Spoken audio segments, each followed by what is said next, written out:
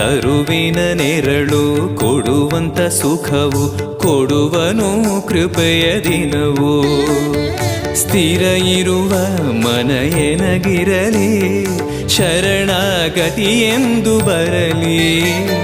ಭಗವಂತನ ಪ್ರಿಯ ಮಗನಿವನ ಸಾರಿ ಬದುಕು ಇರಲಿ.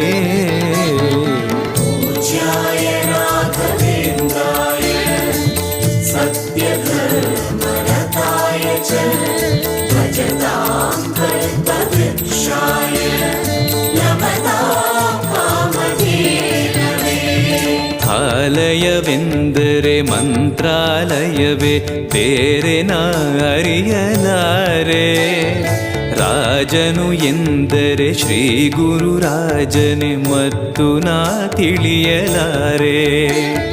ಆಲಯವೆಂದರೆ ಮಂತ್ರಾಲಯವೇ ಬೇರೆ ನಾ ಅರಿಯಲಾರೆ.